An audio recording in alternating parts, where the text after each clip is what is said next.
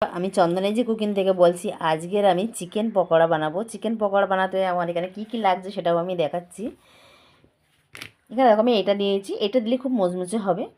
এখানে পেঁয়াজ কুচি নিয়েছি, কাঁচা লঙ্কা কুচি নিয়েছি, ধনেপাতা কুচি নিয়েছি, একটু বেসন নিয়েছি, ডিম নিয়েছি, আর আদা রসুনের পেস্ট নিয়েছি। এখানে চিপচাও নিয়েছি, এটা আমি একটু ঘষে দিয়ে দেবো। আর চিকেন নিয়েছি। এখানে প্রথমে আমি পেঁয়াজ কুচিগুলো দিয়ে দেবো।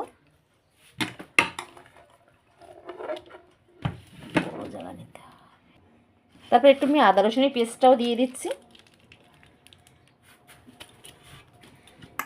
এখানে ধনেপাতা কুচি দিয়েছি, লঙ্কা কুচি দিয়ে দিচ্ছি, স্বাদ মতন লবণ দিয়ে দেবো,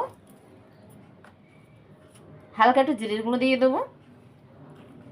এখানে একটু গুঁড়ো লঙ্কা দিয়ে দেবো, একটুখানি 1 চিমটে হলুদ দিয়ে দিচ্ছি।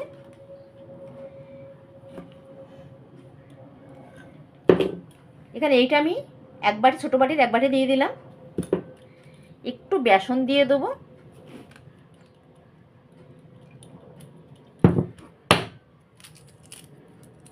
ডিমগুলো ফাটিয়ে দিয়ে দেবো।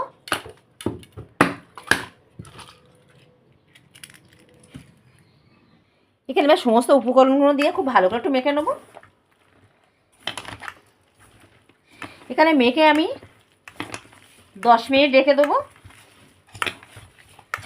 তাহলে পকোড়াটা খুব সুন্দর হবে।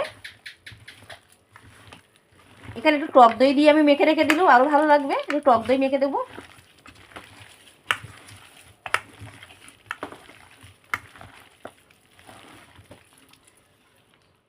এখানে আমি খুব ভালো করে মেখে নিয়েছি। এখানে আমি 2 চামচ টক দই দিয়ে দিয়েছি। দিয়ে এটা আমি 10 মিনিট ঢাকা দিয়ে রেখে দেবো। 10 মিনিট পরে আমি পকোড়াগুলো বানাবো।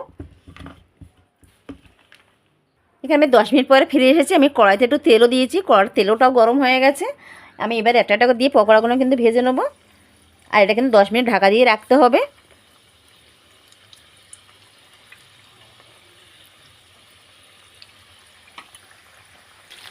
এখানে আমার 1 পিট করে হয়ে গেছে। এবার 1 পিট করে উল্টে দিচ্ছি। এটা 1 পিট করে করে নিয়ে তারপর উল্টাতে হবে।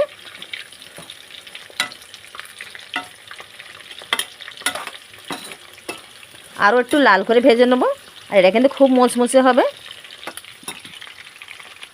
এখানে কিন্তু পকোড়াগুলো আমার ভাজা হয়ে গেছে। দেখো কত সুন্দর মচমচে হয়ে গেছে, আর একদম পুরো মচমচ করছে। তো এগুলো আমি তুলে নিচ্ছি। আর এটা ঠান্ডা হয়ে গেলে একেবারে আরও মচমচে হয়ে যাবে। আর সবগুলো কিন্তু আমি এইভাবেই ভেজে নেবো। একটু তেলটাকে ঝারিয়ে নেবো।